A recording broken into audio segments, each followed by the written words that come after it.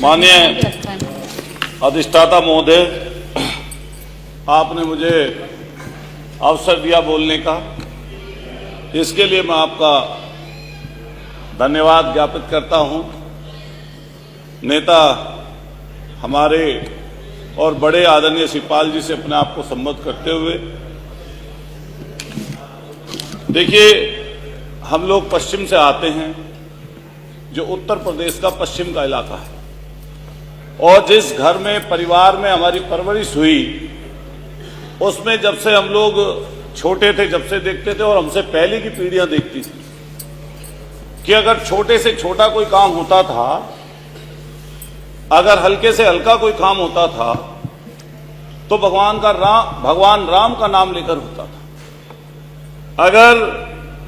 खेत किसान लोग जो परिवारों में थे, पहले बैल हुआ करते थे, अब तो ट्रैक्टर आ गए, अगर बैल को खोल के भी चले और अगर जुआ भी रखा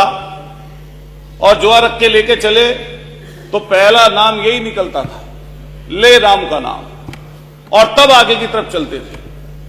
मैंने यहां तक अपने परिवारों में देखा कि अगर कोई बैल वृद्ध हो गया, जो गौ माता के पेट से, चाहे बैल के रूप में और चाहे गौ माता के रूप में जो भी आए, अगर बैल घर में होता था तो बैल के आखिरी समय तक, जब तक उसके प्राण न निकल जाए, यहां तक की भी स्थिति मैंने देखी कि गंगा जल डालते थे कि इसकी मुक्ति मिल जाए, और फिर उसको अपने खेत पे ले जाकर दफना देते। ऐसी स्थिति की तरफ से हम लोग आते हैं। लेकिन ऐसा लगता है कि भारतीय जनता पार्टी के लोग इकलौते सनातनी हैं, और ये दम भरते हैं इस चीज का, और हमेशा ऐसी भाषा, ऐसी चीजें इनकी जबान से निकलती हैं जिससे लोगों का दिल दुखे, लोगों के मन मस्तिष्क में नफरत आए और लोग बुनियादी मुद्दों से दूर हो जाएं। महंगाई की बात ना हो, खेत किसान की बात ना हो, शिक्षा स्वास्थ्य की बात ना हो, जो लोगों की जरूरत की चीजें उनकी बात ही ना हो, इसलिए ऐसे सुगुफे छोड़े जाते हैं। अभी 3 दिन पहले माननीय नेता सदन, माननीय मुख्यमंत्री जी की तरफ से जो शब्द निकला, मैं ये कहना चाहता हूं आपके सदन के माध्यम से कि वो दूसरे में तलखी बनने वाला था, लेकिन एक और दूसरी चीज भी थी जिसके कारण से वो शब्द उछाला गया कि कुंभ की चर्चा, उसकी अव्यवस्था की चर्चा ना हो, और जो इतनी परेशानी दिक्कतें लोगों के पास ना हो, दिक्कत और परेशानी ना आए। माननीय मुख्यमंत्री जी की तरफ से कहा गया कि समाजवादी लोगों का चरित्र दोहरा चरित्र है, लेकिन एक तरफ जब प्रधानमंत्री जी, हमने सुबह सुबह देखा टीवी में, रात की बात थी, एक शेख आए थे, कतर के शेख, और जो कतर के शेख आए थे, जैसे ही वो फ्लाइट से उतर रहे थे नीचे नीचे, तो मैंने देखा प्रोटोकॉल तोड़कर हमारे देश के प्रधानमंत्री जी, जो सामने शेख खड़े थे, जो हमें थे शेख वहां के, जिनकी वेशभूषा भी वही थी जिससे माननीय मुख्यमंत्री जी ने नफरत की बात जिनके लिए बोली, और एक फोटो है माननीय प्रधानमंत्री जी की और उनकी, दोनों की जोड़ी ऐसी लग रही है जैसे सदियों सदियों पुरानी।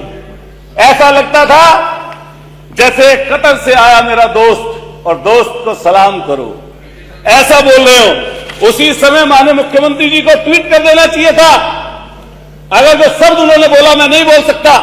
जो उन्होंने शब्द बोला वो दूसरों की भावनाओं को आहत करने वाला था। और मैं ये बात कह दूं कि जब कुंभ की चर्चा हो रही है, चूंकि समय कम है, कुंभ की चर्चा हो रही है, हम लोग मुख्य विपक्षी दल हैं, और जो मुख्य विपक्षी दल होता है उसका काम है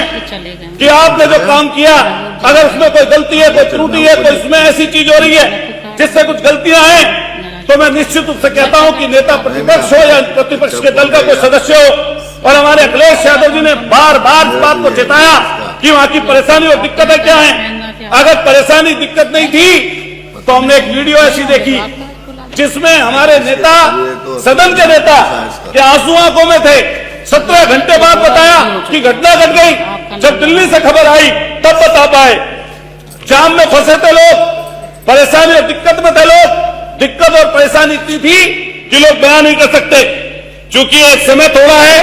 और मैं कई चीज बोलना चाहता था, लेकिन बस यही कहते हुए कि जो उन्होंने हमारे शाहिद मंजू साहब ने बोला कि तू इधर उधर की ना बात कर, ये बता काफिला क्यों लूटा, और मुझे रहबरों से गिला नहीं, तेरी रहबरी पर सवाल है। ये रहबरी पर सवाल है, उनकी चर्चा जरूर करनी चाहिए, क्योंकि मैं मेरठ से आता हूं, उस धरती से आता हूं जो क्रांतिकारियों की धरती है, जो ऐसी धरती जिसने 1857 की क्रांति में अपनी शहादत दी, और शहादत की अगुवाई करने वाले धन सिंह कोतवाल गुजर, उनके हमारे जो पूर्वज थे, उन्होंने हमें यही सिखाया, उन्होंने हमें यही बताया कि जब राष्ट्र की बात आए तो सबसे पहले राष्ट्र के लिए खड़े हों, लेकिन जब बुराई की बात आए तो बुराई के खिलाफ हम लोगों को मिलकर लड़ना चाहिए। मैं अधिष्ठाता महोदय कहना चाहता हूं कि लोहिया जी का एक कोट है, और लोहिया जी ने जो कहा वो धर्म के सापेक्ष में कहा कि धर्म दीर्घकालीन राजनीति है और राजनीति अल्पकालीन धर्म है। धर्म का काम है अच्छा करें और उसकी स्तुति करें, और राजनीति का काम है कि बुराई से लड़ें और उसकी निंदा करें। ये हम लोगों का और आप लोगों का काम है। इसी तरह हम चलना चाहते हैं, और मैं अपनी बात पूरे समय पे खत्म कर लूंगा। मान्यवर, मैं कहना चाहता हूं, क्योंकि मैं मेरठ से आता हूं, मेरठ की 2-3 बड़ी समस्याएं पिछले अगले 1 मिनट में खत्म कर दूंगा। हमने रिंग रोड के लिए कहा, रिंग रोड के लिए 8 साल से प्रयास हो रहा है, पूरे 7 मिनट तक रिंग रोड के लिए प्रयास हो रहा है, लेकिन इतनी बड़ी सरकार है, ये कहती है कि पश्चिम में तो बहुत पैसा है, उसकी कोई चर्चा नहीं करना चाहता। हम मेरठ के रहने वाले हैं, हमारे यहां पूरे पश्चिमी उत्तर प्रदेश में गन्ना खड़ा है, और गन्ने के किसानों की स्थिति दुर्दशा बहुत भयंकर है। पिछले 5 सालों में एक बार गन्ने का रेट बढ़ा अधिष्ठाता महोदय, और इस बार मायूसी लगी लोगों के हाथ। कम से कम 500 रुपए का रेट इस सरकार को करना चाहिए था। जब माननीय नेता सदन में बोल रहे थे, बस खत्म कर रहा हूं, कंक्लूड कर रहा हूं, जब माननीय नेता सदन बोल रहे थे, मुझे लगता है इतनी चिल्लाकर धन्यवाद आपने सामने वाला जरूर बोलेगा कि हम गन्ने का रेट बढ़ा रहे हैं। मैं अपनी बात खत्म करते हुए ये बोलना चाहूंगा, श्री वाचस्पति जी, मैं यही अपनी बात मान्यवर खत्म करते हुए कहना चाहता हूं कि नीम के रस में मिला, नीम के रस में मिला जब जहर मीठा हो गया। सुन लो एक बात, नीम के रस में मिला जब जहर मीठा हो गया, झूठ इस कदर बोला कि सच्चा हो गया, झूठ इस कदर बोला कि सच्चा हो गया। इतना सच बोल होठों का तबस्सुम ना बुझे, इतना सच बोल कि होठों का तबस्सुम ना बुझे, रोशनी खत्म ना कर और आगे अंधेरा ना हो। मान्यवर अधिष्ठाता महोदय, मैं आपका धन्यवाद करता हूं कि आपने मुझे बोलने का अवसर दिया, और यही बात कहते हुए कि हमें ऐसी कोई बात नहीं बोलनी चाहिए जिससे किसी को दुख हो, कष्ट हो, से परेशान। सहयोगी के रूप में महामहिम